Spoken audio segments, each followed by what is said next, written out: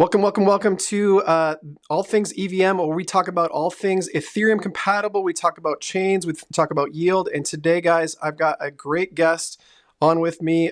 We have 0xBreadguy, and he is going to be joining us for a conversation about MegaETH in particular.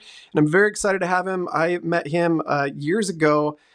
Starting out in Frentech, actually, during the bear market, and we've been chatting back and forth in Frentech, but as well as X, and just want to welcome him today, and let's jump on into it. Here is 0xBreadguy. Make sure you follow him, guys, on X and other media sources. Bread, how are you? Hey, thanks for having me on, man. Yeah, it's like we were talking pre-show, but Rentec, man, it's we cut it up way back in the trenches. Was it about a year and a half, 2 years ago? Yeah, This is our first time meeting for people listening. It's cool to finally be able to take it IRL. absolutely. So yeah, how much did you throw into Frentech back in the day? I think I threw easily 10 ETH at it. Yeah, so in the bear, I had a couple of tranches of stuff that I was just like, this is a no touch. This is the thing. We just gotta ride this thing out. Don't overtrade. Don't get chopped up. I liquidated a few of those to bring into Frentech. Yep. So yeah, it was not good. Yeah, it was unfortunate to see it fail long term. I think leadership in that was the absolute problem. I think the concept was great, and I liked the community. A lot of smart people got to meet. Obviously, I met you there, so that was really cool. And it's been fun to continue those relationships into this more bullish part of the market, and hopefully, we get some people meeting together and building together, and because that's what it's all about, right? Like besides the money, Yeah. of course. Yeah, I mean, obviously, yeah, we're all trying to make this sustainable, right? Like, and sustainable plus plus if we can be successful. But yeah, I'm actually the same as you, where like I have a lot of lasting friendships from that whole SocialFi era, right? Like OX5F, he's about to launch Ethos Network. I still talk to him, like CBB, like Barack Como, like like everyone that make see people I've met in real life since then. So like I'm fond of the trauma bonding we were able to have. Dragos, another one I met in real life recently, uh, and yeah, it's unfortunate it didn't work out. They were in a power position and they fumbled it, frankly. But it happens. Yeah, it happens. That's part of growing and building in this space. And any kind of startup really is going to have some wins and losses. But as long as we fail forward, right, we're making progress. I'm Sucks to still lose. bullish on the social pie sector. Yeah, absolutely. I think so. Talk to me about is it Kaido? Are you into the Yaps? I see you on the leaderboard at Yeah, least. yeah. I just checked today because they're doing the voting stuff. I'm actually 14th all time for collected yaps. I know, yeah, it's kind of like SocialFi adjacent, right? Like, or it is. It's the InfoFi is how they're labeling themselves, and it's all around like trying to drive productive conversations. The Kaido actually like they pull off all the text from Twitter, right? They index that stuff. They have their own algorithm. They run against it, and then like based on how they see the conversation going, the context, if it's like crypto relevant, and like if there's meaningful exchanges going back and forth, if you're generating meaningful exchanges, then you typically then you earn these yaps, right? The exchange is a yap. So yeah, it's kind of a cool thing in trying to drive value or try to tokenize. I wouldn't even say tokenize, but try to just like quantify the value that people are creating on crypto Twitter through conversation. Yeah, I think the SocialFi adjacent is probably the right way to say it, but I think it's really hard to bring crypto Twitter outside of X, right? Like bringing those people into a new platform that you have to build, and so I like the fact that it's built in to the Yeah. platform where we're all meeting anyway.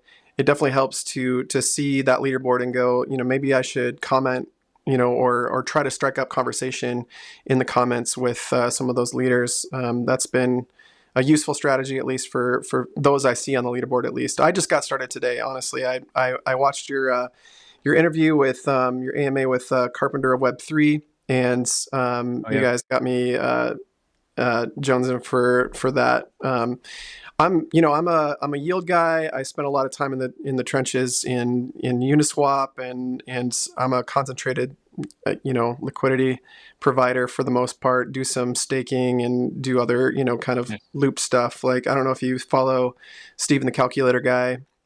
I'm a big fan of his. Doesn't ring a And bell now.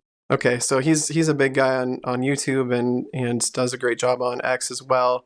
Just huge ETH maxi, does a lot of uh, liquidity provision, not necessarily concentrated liquidity, but does a lot of looping strategies and breaks down calculations on what kind of yields he's getting. But anyway, Oh, nice. so you've been traveling quite a bit lately, and did you get a chance to, like you said, you met Makesy in real life? Was that part of your travels or? No, yeah, that was ETH Denver of last year, if I recall correctly. I did meet a lot of people. Like so, Dragos, I met him for the first time. I met CBB, actually the whole FinTech crew in Singapore. Yeah, so I was traveling for 3 months. Went to Singapore for Token 2049, and I knew I was moving across the country. So like my other half, she's like, well, she doesn't normally get time off. So we sold everything. She quit her job. We went to Singapore. Ended up backpacking in Southeast Asia and Europe for like 3 months because again, she wouldn't have that normal time off, not as an American. Um, so she quit and knew we were in transition, did that until the end of December, just came back and went back to the Midwest and then did a 30-hour car drive to our new home, which is now on the West Coast.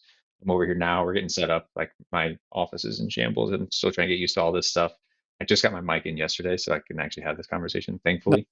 Um, yeah, so like, yeah, we're getting all settled. But yeah, a lot of traveling. I'm excited to actually have an office and be able to do this stuff more That's consistently. And you've been full-time Web3 for how long? About a year. Like I've been doing like putting in the hours that would quantify as full time for about 3 years now. But one was 1 foot in the door, 1 foot out. Right, I was doing my Web 2 stuff and like just grinding through the night for like a year and a half, 2 years, building some stuff on a smaller EVM chain. Actually, you might if you're EVM Maxi, you remember VeChain? Absolutely, yeah. Uh, yeah, from 2017. So like I owned that ecosystem, contributed a lot for a couple of years with a small dev team, just cutting our teeth trying to like either it wasn't very competitive, so that's why we did it. Um, didn't work out. It was just too small. Like we were doing a couple $1,000s in volume every day, and it's just like that's not sustainable as a business. Um, Definitely. so gave up, quit, gave our sold off the business, quit my day job, and then for the last year, I've just been doing like content and trying to like contribute to the ecosystem in different ways. Yeah, what do you find yourself doing on chain besides making content? And you do a lot of, great content, very technical stuff, lots of, analytics into the space and who's moving, who's building. What do you find yourself doing on chain? Honestly, like the thing that fascinates me, so like I was doing like normal, like I'm not a trader. I don't do fast moving stuff. I do like slow, predictable positions. I did a lot of stuff with Pendle, like I like writing up a lot of their stuff. My thing is typically in like so Pendle restaking, like that whole slow moving high TVL shit. Um, where I've been gravitating towards is I find myself really fascinated with like the uh, product design, frankly. Like, oh, you see these things come out. It's kind of what I did with Frentech even. Like Frentech came out and I liked it. I saw it. And I have a technical background, so I say I can actually break down the structure of their smart contracts and like their front end and like how this stuff is sustainable, how they can migrate. Like there's the incentive loops that they have. So that kept interesting me.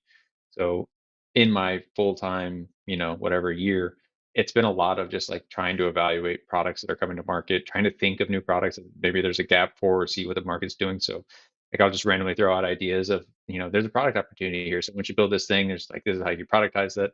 This is the structure of a current thing that exists and like review it, break down the architecture, try to make it understandable for people. I like educating a lot. So I do a lot of that. So it's mostly just been that, and that's kind of how I grew my Twitter presence. Is I would just, for free, I would just write up like, "Hey, this is what this protocol is doing. Hey, this is what I would do. Hey, this is, why this is interesting. This is where the stuff is going." And through that, protocol started reaching out to me. They started wanting me to like write about them, even like organically. And then ultimately, that's actually what led to MegaETH. I was writing about them because they interested me in kind of telling their story, and through that, they wanted me to join their team. That's awesome. So yeah, this really is the subject of our show today is MegaETH. I'd love to hear more about what's going on. I understand it's going to be extremely fast, like sub-second, finalization or finality, and understand that EigenDA is a part of that recipe. But tell me more about just a high level for my audience what MegaETH is, and then we can get into the nerdy stuff. Yeah, sure. Like you mentioned, your background is like gaming, and like you obviously you don't do like I nerd on the infrastructure, so like yeah, talking about like oh sub 10 millisecond block times, like we're getting instant latency like that, like okay, like that's not like what does it mean to me is probably what you're hearing. Like as a user, what does that mean to me? So high level is just that like we have two technical co-founders that started this stuff up there. One is totally not Web3, right? He had a PhD from Stanford in low latency systems and like distributed low latency systems specifically. So Elong is his name. And he like worked in data centers, right? Data centers is a bunch of servers talking really freaking fast to each other.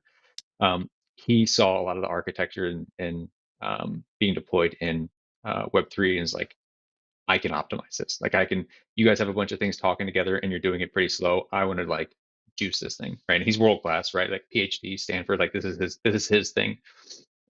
He actually in his studies met Elon or met Lei, who's our other co-founder, who's kind of the same thing, but he's graduated from MIT. Like he's actually worked with Sriram on like the eigenlayer paper. Like he's another like whiz kid, but he's on the Web3 side, right? Consensus studies, all this shit. Those two kind of came together, formed Wonder Twins of like, okay, we have a guy who's really smart with the consensus, like Web3 shit, a guy who's really smart with just straight up performance.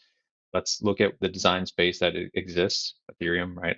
Lei already worked with Sriram and has a lot of, he actually had a grant from Ethereum Foundation at sponsored a lot of his research. They just was like, let's build a super fast system, right? Let's build a system that is real time is the tag, right, for what we're doing. And then there's just that's just like means something that's super responsive, right? And like for you and for your audience, people who interact with blockchains today, they're not very responsive to you, right? Like you click a button, especially if you're on ETH mainnet or even some L2s today, you click a button, you wait a few seconds, transaction went through, wait a few seconds. Oh, like the bid's on the chain, and then now people can accept my bid, right? Like it's not your phone, right? It's not clicking the button and do whatever. So the team is coming together to try to minimize the time it takes for the chain to be able to update and then distribute the information that you did and be responsive and doing it in a way that allows anyone to kind of just build unrestricted, right? So you can have like we have a couple of apps that are building on our chain games, right? You mentioned Axie Infinity was kind of where you cut your teeth. Yeah, So we that's have where I got. games coming on Yeah, chain that are absolutely. Yeah, that's where I got my that start and really built my audience from that. At least on the YouTube side, not so much on the X side, but yeah. yeah, great. That's amazing because like that's I think games are the most like ubiquitous thing that we can talk about. Like everyone has played a game at some point in their life on their phone. But even just like stuff that's as instances like streaming or like browsing through Instagram or whatever, like you click a button, you want this thing to react to you.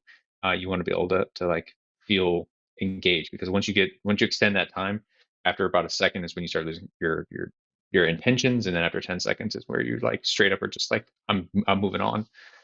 So yeah, it's just these two guys that were really well positioned to build a really high performance system, and they're coming together to make a blockchain that is it's a layer two on Ethereum. That's the stack. That's why we're make ETH, make Ethereum great again. Just trying to make a little bit of an opinionated approach on making these things hyper performant because no one has really gone in that direction, at least in the way that we are. Yeah, awesome. So it's an L2, but super fast. You're going to compete with other fast blockchains. A lot of people think Solana's super fast. I think Mhm. Sui has been up there for me, doing a lot of interaction with that chain over the last couple months. But you're talking speeds even faster than that, right? Yeah, but yes, because we're an L2. Like I think that was one of the reasons like I really got excited about the project is like I saw the landscape of Ethereum is doing the modular thing, a bunch of L2s, I have the L1s, and I saw all of these L2s like basically just replicating the exact same structure that the L1 had. Like, oh, we have a sequencer, but like now it's decentralized a sequencer, and then because you're decentralizing it, you make it kind of weak. When I saw MegaETH come along and read their white paper, like you just read it and they're like they this sequencer has always been a bad word. It's always been this thing of like, oh my God, they own it, it's centralized, whatever. And they took a unique twist on how that can actually be deployed and said they really lean into it. Like if we have to have this structure instead of redoing everything that we already did at the L1, let's lean into this thing, make it the literal best you can make it, and then through that we can gain performance that is frankly not achievable if you go the other route. And you mentioned Stu, you mentioned like Solana's obviously the big king right now with high performance chains. Like the the nuance of being an L2 is that we don't have to have consensus, right? If you're an L1, you have to have consensus. You have to all agree on what the appropriate thing is to create the thing being the block, right? Create a block, agree on the block. Now everyone else like knows it's canonical and act against it. Because we have a sequencer and because we can be really opinionated on how it's built, we don't have to wait for that agreement period, right? So it's, I give you my transaction, this thing builds it hyper quick. It is able to then give it out to the ecosystem and move on. No one has to agree with it, right? It can just propagate this information instantly. We can minimize that time to, we're aiming for single digits and hopefully under a single mil, waiting 2 seconds, waiting 5 seconds to like instantaneously, it's back in your hand, and then you can act against it. Yeah, for all those of you that don't know what milliseconds is, I mean a millisecond is imperceptible really to even like the human ear. Like I deal a lot with the audio side. I actually have a background in audio visual, and that's why I have the video side of what I do is it was primary. I started a business in 2009 creating content, and but it really comes from a technical background.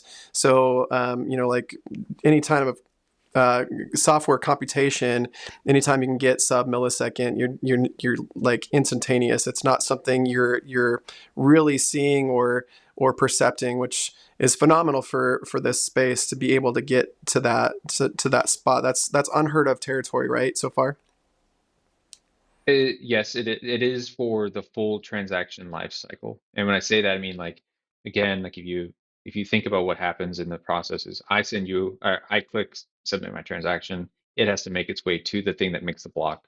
Then it has to send from the thing that made its block to the chain. The chain has to then give it to another node that then gives it back to you, right? So it's a full there and back transaction. And then once it's actually created and exists in the ecosystem, people can accept it. Using a practical example, you create a bid, right? I can't accept your bid until the bid is true. It's real, right? Until that action is real. In with a layer one with consensus, you place a bid. Everyone has to agree. Okay, he placed a bid. This thing is real. It's sturdy. And if you're aware of how blockchains work, like things can be kind of true for a little bit, and then they can be like you mentioned finality earlier, right? So you can get confirmation and say like, cool, we're building it. There's a pretty high likelihood it'll stay true for a long time. In proof of stake networks, after a certain period, it's like this thing is absolutely true. It cannot change, right? That's finality. And and so it's soft for a little bit, and then people like act again, and like applications will only act against things, and it's kind of arbitrary after they're confident that like this thing is probably going to stay true.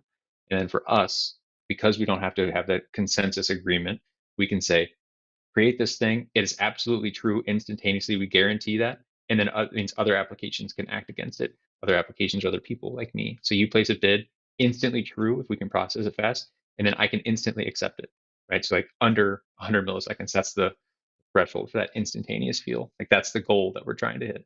That's incredible. So what kind of like technical? I mean, what sort of everyday applications are we talking about? I mean, that's going to be great for trading, like in a perp dex or something like that, being able to do some massive volume if you needed to. But I'm thinking of other interactions. Gaming obviously is a big thing where you could, blow for blow, like actually have things. I mean, it would be odd I think to have like finality, blockchain finality for, you know, hit points or whatever, but that Yeah. might be a little too granular and take up a lot of space. But what sort of applications are you excited about, or that you can reveal? I don't even know if you can yet with MegaETH. Yeah, so yeah, we've had a few that we've revealed, and since this is gaming centric, or at least that's where we're starting here. So like the DeFi one's obvious, but then we have stuff like have you dealt with On Cyber? Are you aware of the I brand think there? I did. You mention it in the Carpenter Web3 interview at all? I did. Yeah, I thought so. Yeah, Yeah. so On Cyber was like Yeah, it was like a gallery on that was done in the last bull market, right? NFTs were popular where you can bring in your stuff and you can show the things that you have on chain in a digital space. The founder of OnCyber is actually building AWE on MegaETH, and what that is autonomous world engines. And just I keep bringing this up every time I talk because I love the demo so much. It's like you can be in a room and have literally just the boxes of like pump fum coins that are dropping like instantly being created. Like obviously we would need the MegaETH equivalent of that, but things that are generated in real time on chain. He created a game or a user interface that allows you to build these worlds that's so responsive and so lightweight that like you can have literally the coin that was just launched on the chain come in through a portal right above you, and then the size of the box that comes into the portal is the size of the market cap, and then like you can have on-chain interactions where like, oh, you just bumped into it so you had to buy some of it. And because again it's the chain's really responsive, these things are being created in real time, they can come in and you can whenever you run into it, right? Like if I was running into this thing on a chain that had a 2-second block time, right? I would run into it and then be one, two, hey, you made a purchase, good job. Like it's not, it doesn't feel good, right? But if I can do it and I can instantaneously, again within that like 100 millisecond thing, time frame, right? If I can bump into it and then, oh, I just made a purchase, like that feels good. It feels Web two. So stuff like that. Cool, cool. So let's back out a little bit and talk about more of this is a modular stack, right? We're using EigenDA. How does that Mm. interact with like blobs currently? With most L2s are using the blob space. Is MegaETH going to be using that as well, or is that Yeah, null and you're void? trying to get technical, huh? A little bit. Actually, I'm fascinated by this stuff. So let's go. Yeah, okay, so yeah. Sorry listeners if this isn't your jam, but this is my jam absolutely. So I love Let's this. go. Come on, yeah. So Ethereum's big uh Ethereum's modular roadmap, right? So there's Ethereum itself, it's a separate it's a blockchain. All these layer twos are launching separate blockchains. In order to have these layer twos launch and to like these layer twos have to have two components to be kind of a layer two, right? It you create all these transactions, creates big bundles of it. So in our case, say we have a block that goes and we have 10,000 transactions.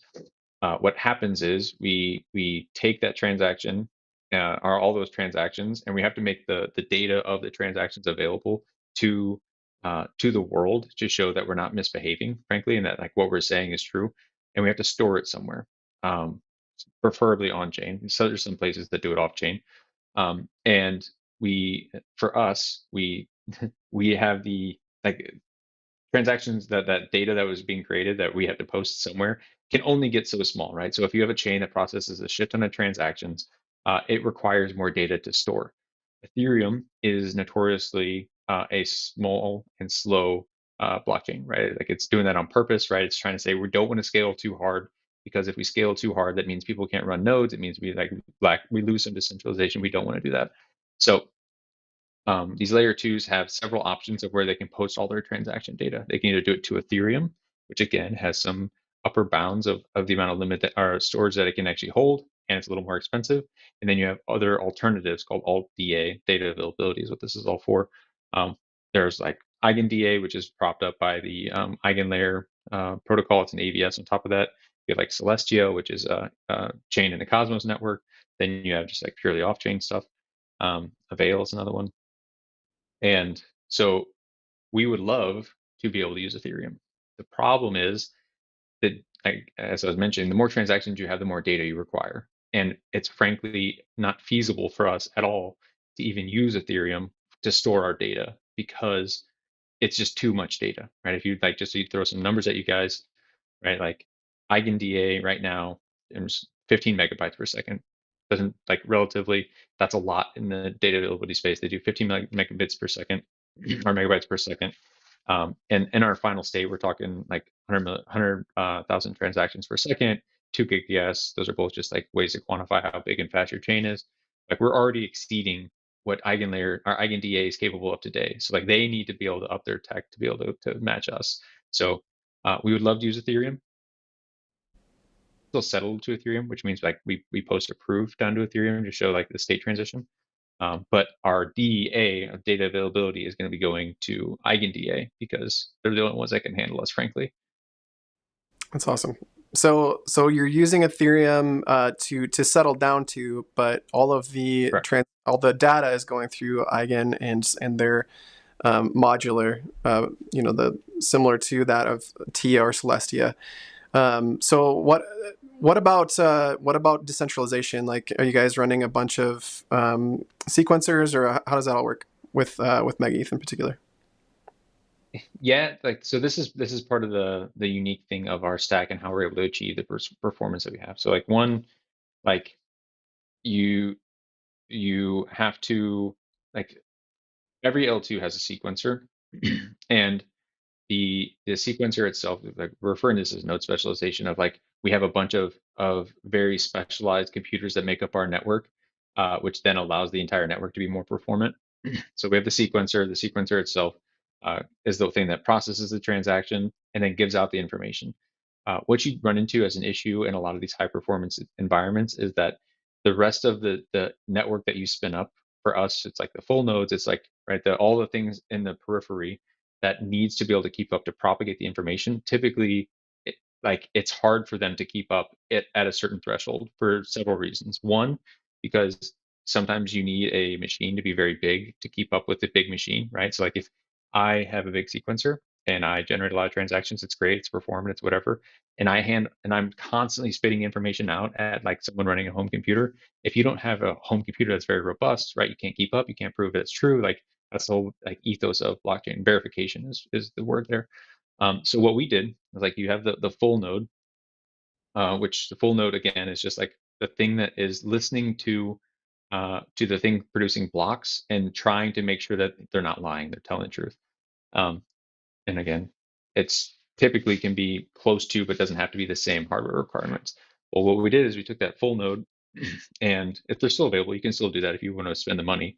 Solana notoriously went this path versus Ethereum, right? Everyone criticized them because they said, "Oh, the nodes that you have to run to keep up with the network are just too expensive. It doesn't make it decentralized."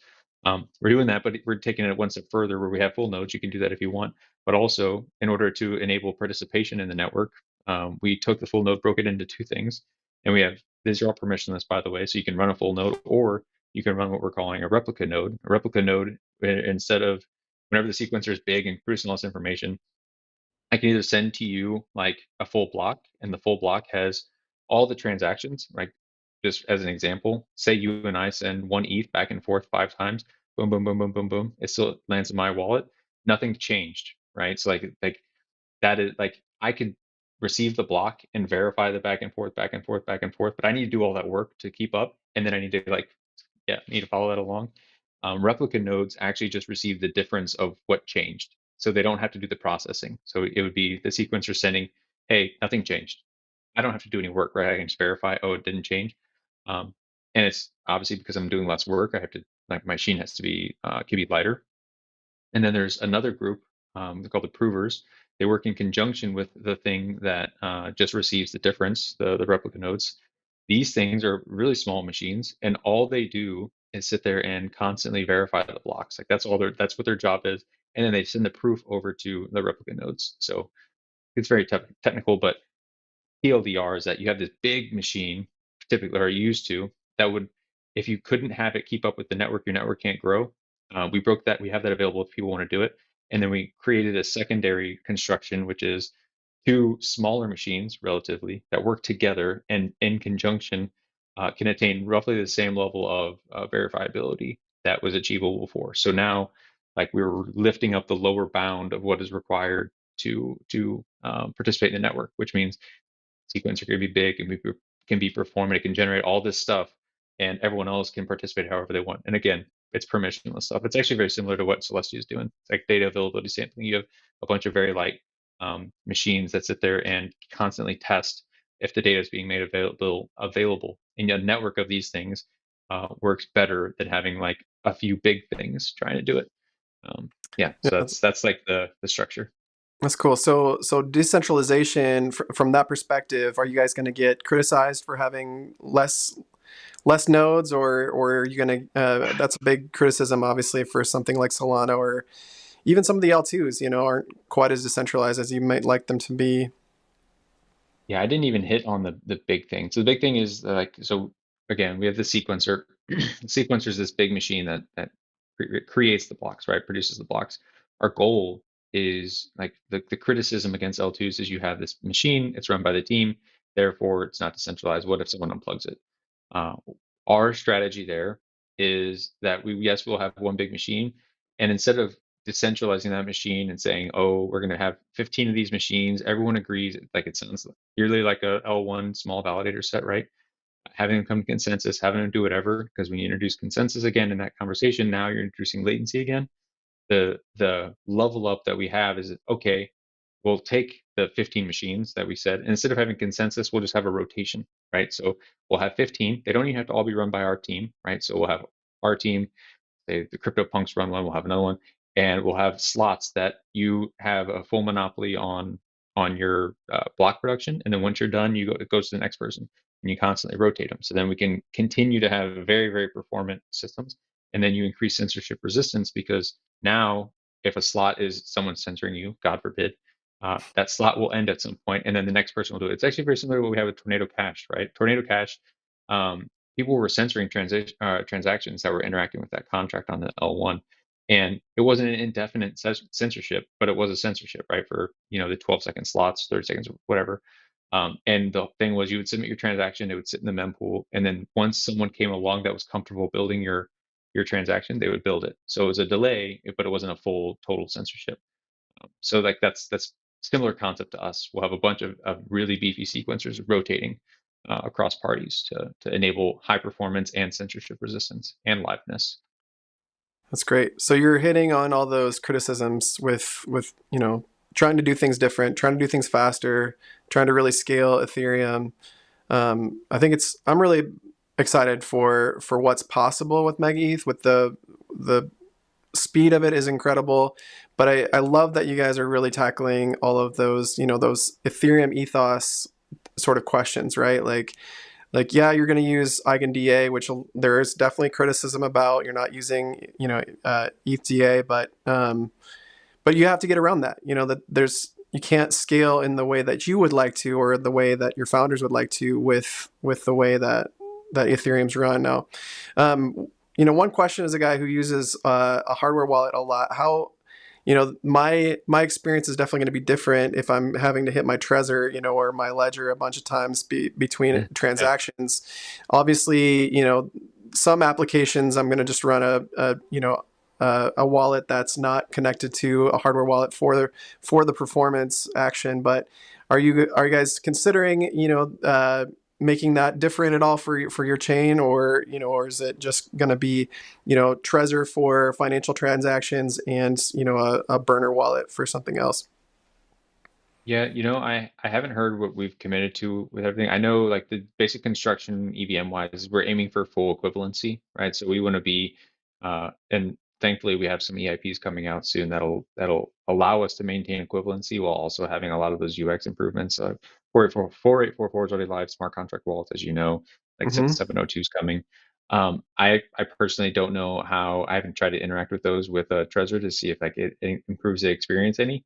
But that's if you can expect the same behavior to front guard or as front guard EVM environments.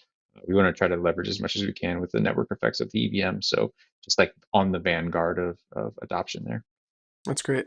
So in comparison to other L1s, I mean, we have Berachain coming out, proof of liquidity, right? Like, how are Yep. you differentiating yourself? I mean, is it just speed on MegaETH, or are there other things that you're trying to communicate to your audience or people coming in that differentiate? Yeah, it's tech and ethos. I think the big thing that has been lacking in the Ethereum space, and like we're making a little bit of a bet that like there is an appetite. I know I am. That's the reason I joined the team. I think there's an appetite within the Ethereum ecosystem to have on-chain experiences that literally are just like more performant, right? So like, um, we've seen Hyperliquid's taken off, and just purely based on the UX that they've been able to serve up, because yeah, they're like not as decentralized as everyone like. they're an L1 and they have a smaller validator set. That's been the very big or the biggest criticism against them, right? It's like, oh, there's 4 validators, they're all co-located in Japan. Like, not that's not a blockchain, which is a valid criticism of an L1, but we're an L2. We don't need consensus. We don't need all of that stuff, right? So we to maintain. Actually, that's a great example. We had the recent run-in with Sonium. I don't know if you followed from whatever a week or two ago, right? They said, "Oh, Sonium is censoring transactions on the L2. There's no way for us to do this thing. Like they're sniping meme coins, like no, not sniping meme coins, but they're canceling meme coins, all this shit." And Donna from L2B came through and he's like, no, look, because it's an L2, like I was able to one swap a censored meme coin on their chain, and then two, like you can actually exit to the L1 if you really want to, and you can do that by going around the sequencer. And because you're an L2, you have those properties, right? They can get around the thing that's building the blocks, the sequencer, and you can totally exit if you want to without any permission whatsoever. That's not the same case whenever it's 4 boxes totally run by a centralized entity, right? So like Absolutely. that wouldn't be the case on Hyperliquid. You straight up do not have that option if they make that decision, right? It's different. Yeah, So absolutely. yeah, so I mean, like, like that's what gets me excited is that like we can still preserve a lot of those things that kind of fly in the face of what everyone thinks is like the appropriate thing, and frankly, we can deliver a better experience because we're leaning into that so hard. And thankfully, Ethereum grants us a lot of stuff that we wouldn't if we were to like launch our own chain and try to introduce everything else. That's awesome. Do you think the current narrative of AI and stuff like that will be super performant on MegaETH, or are you guys not We're gonna considering that? find out. Yeah, awesome. We're gonna For we're sure. gonna find out because our the OX Mega Mafia, right, is our an accelerator that we're running. We have 15, 18 teams in there now that we're co-building with, that we're really devoting a lot of time and energy with to make sure that they're ready to go.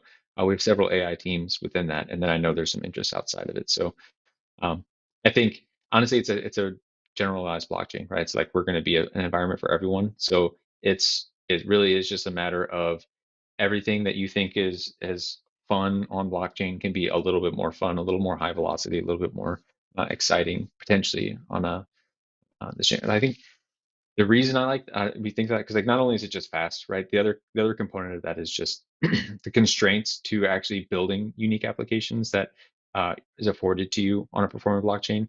Like even recently talking, I think it was 2 weeks ago, last week, with Yilong.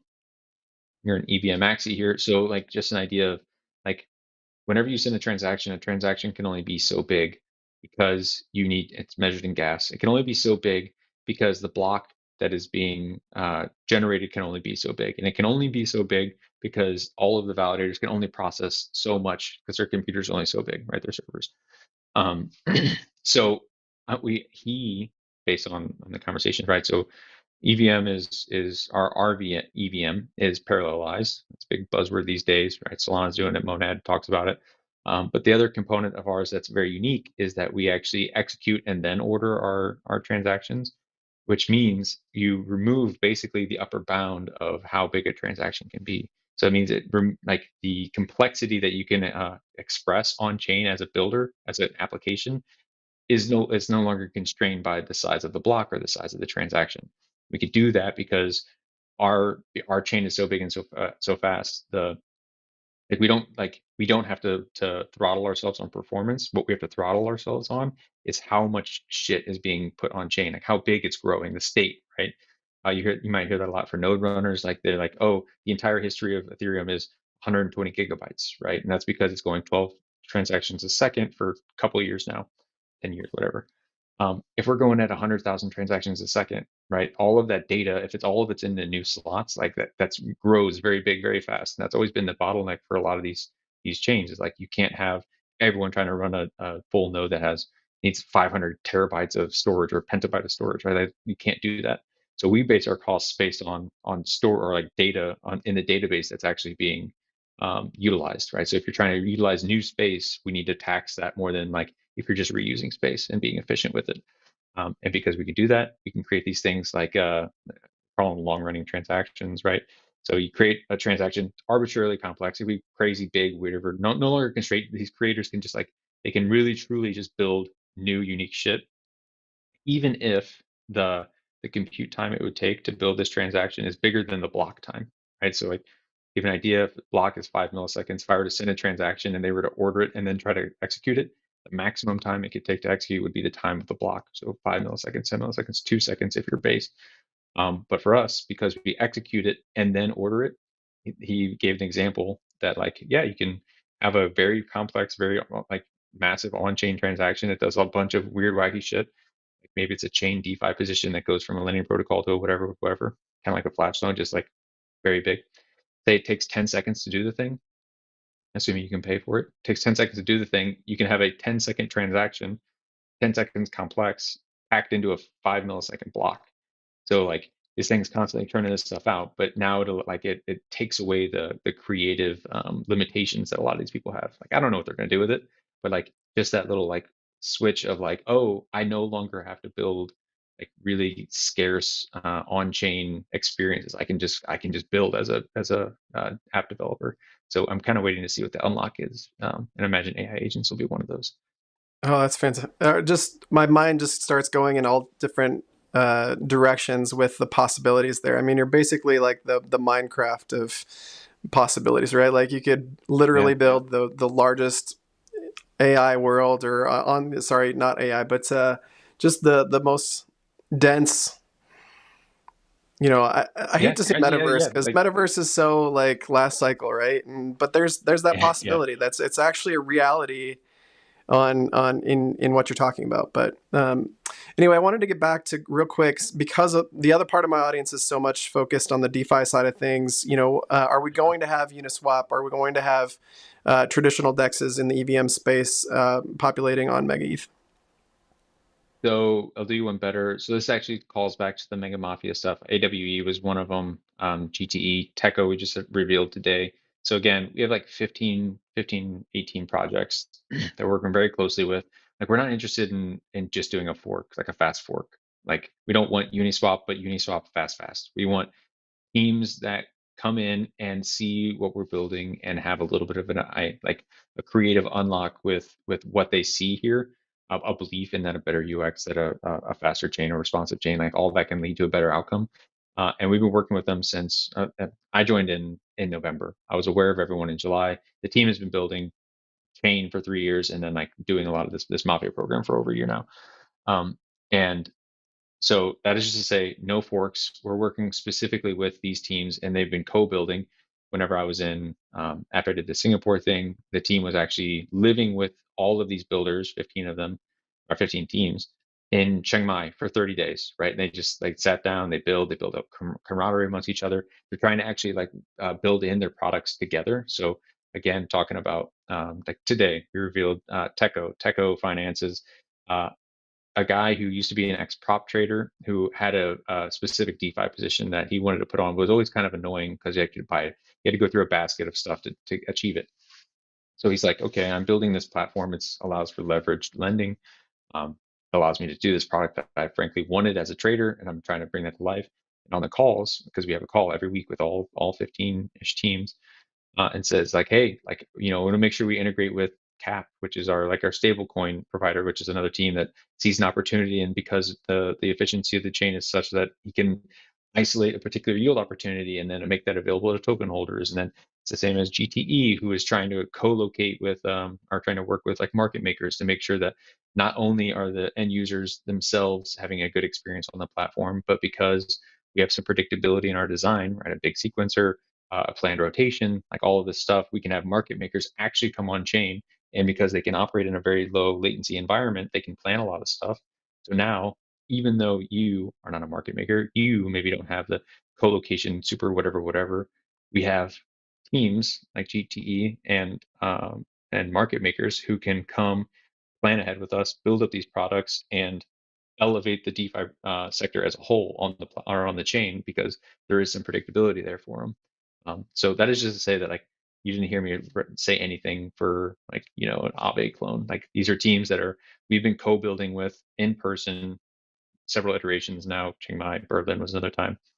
And we're trying to build things that are unlocked by our design, not things that are just faster because of our design. And yeah, So that's these are, shaping up pretty well. yeah, brand new applications. I mean, I would imagine some of these teams have worked in other places. They're not brand new devs or anything like that. So you're bringing in, is it fresh It's a talent or combo. is it, Some are young. Yeah, yeah, it's like some are young scrap people. Some are web two. Like they're people that literally just like the team that we're talking about now. It's actually an AI team. They show their user retention from whatever. It's all web two. They don't have any web three components.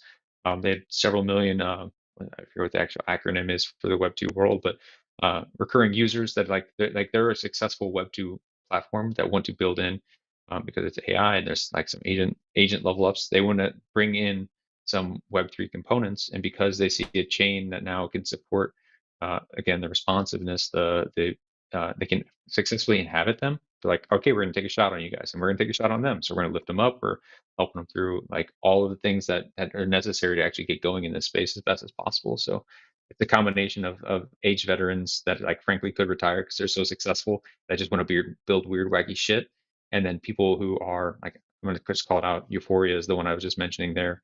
Like it's a guy who's just like, I just want to build some cool shit, and like this is the chain that matches my needs. And then people who are young and just scrappy and have no experience building outside of just like they have an idea and we're willing to bet on them because they seem capable and are ready to deliver. so that's cool. So tell me about what, you said you have some market makers. Are you guys have some deals with some people, or what's the economic side of MegaETH right now? Are you guys have done a raise, these sorts of things? Yeah, so I can't actually speak to the ecosystem stuff that's managed by Amir and a couple other guys. I mean, I'm sure there's some stuff in place, but I'm not privy enough to say it without getting in Yeah, trouble. that's understandable. Um, Yeah, but like, so I can probably speak to like the strategy that the team has taken place because I don't know, you probably saw the Echo raise, right? Hmm. Like that was something Yep. that they had built up to after a long time. Like the original thing that got me involved is I saw the raise that they had from traditional VCs, right? So Lubin, Vitalik, Dragonfly, that like that it was announced in July, and that was $20 million. So I saw that. That's when I read up the white paper or whatever. Um, Hearing $20 million is not a lot relative to a lot of these L2s and L1s you see these days. You know, sometimes you're talking hundreds of millions of dollars being raised, which is fine. It just was not the path that this team wanted to go, even though they could have got that. They were rejecting a lot of those things because they wanted to make have a return to the golden age, we'll say, of making the network available to people that are everyday users, right? So that's what led into the Echo round that kicked off. I think our closed a month ago, 2 months ago at this point. Raised 10 million from 3,200 investors. They got a stake in the game.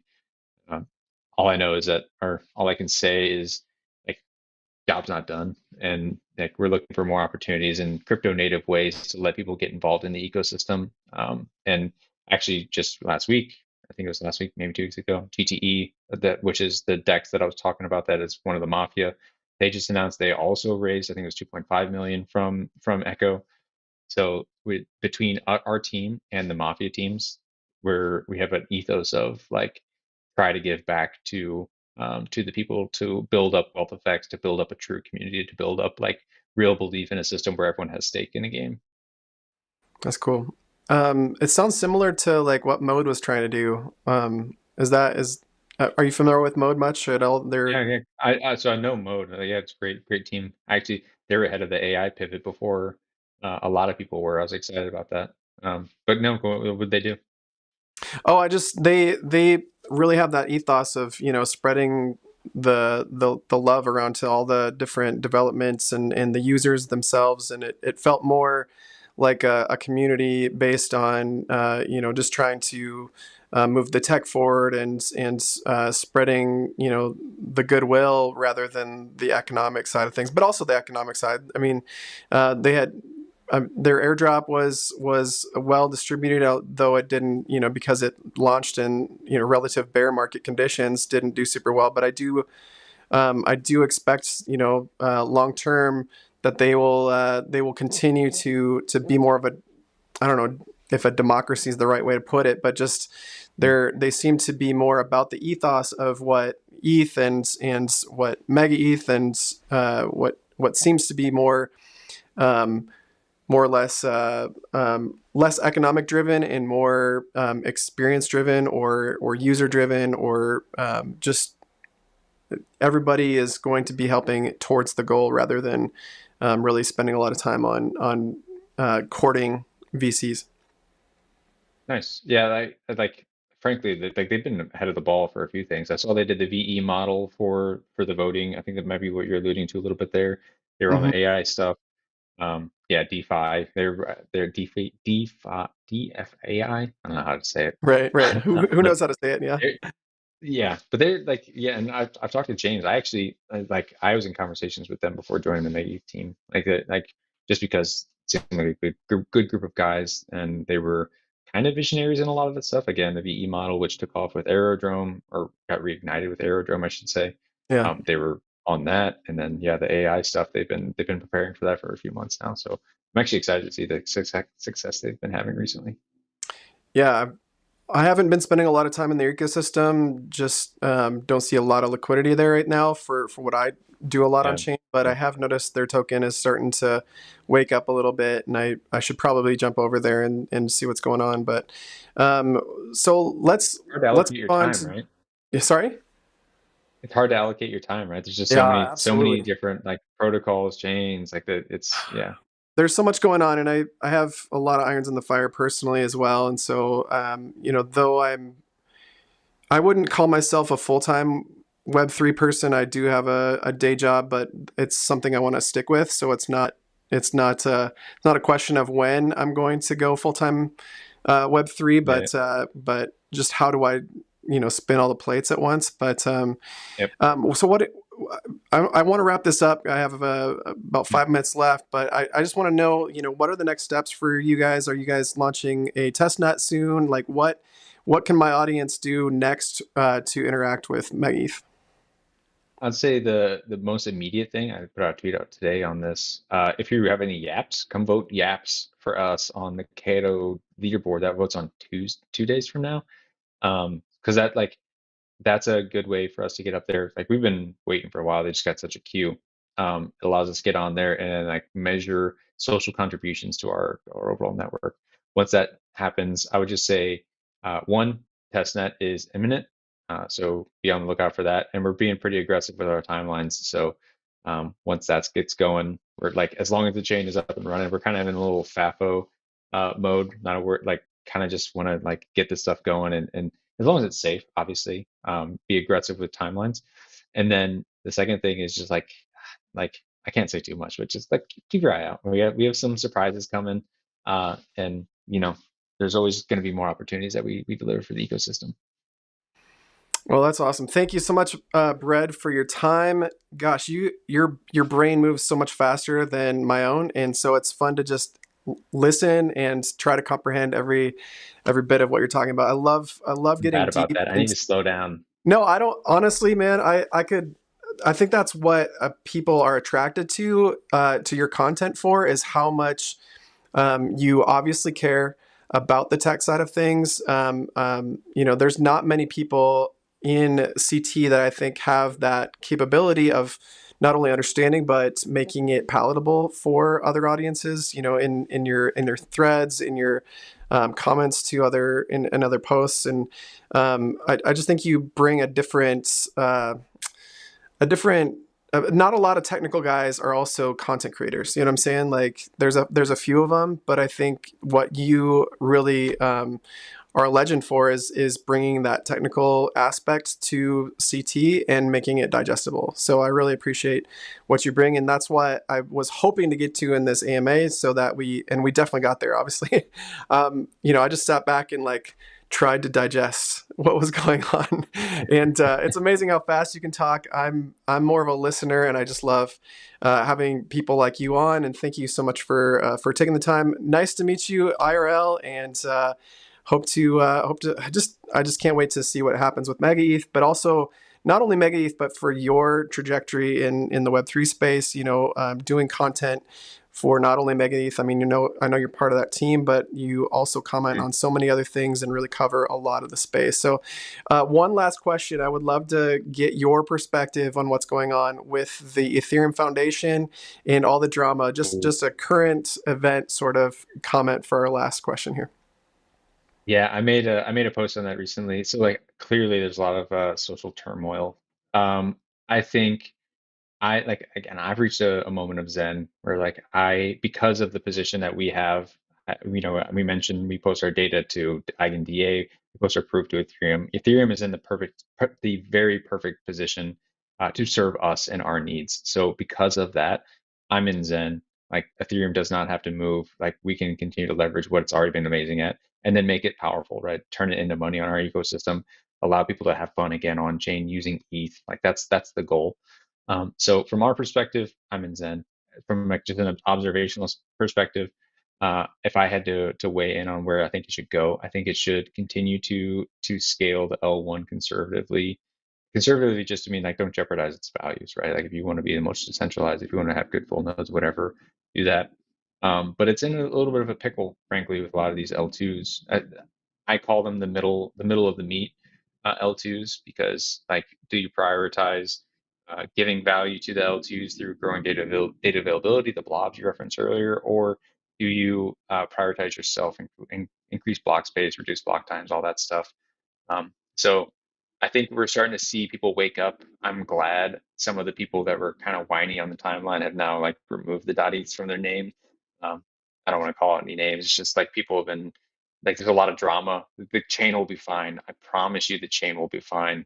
But it's just like it takes a long time for value to accrue in an ecosystem that is modular like this because all of the value that we're creating at L2s, it takes a lot of that to then trickle down to Ethereum and you grow up. Like there are some headwinds with that, but the chain will be fine, guys.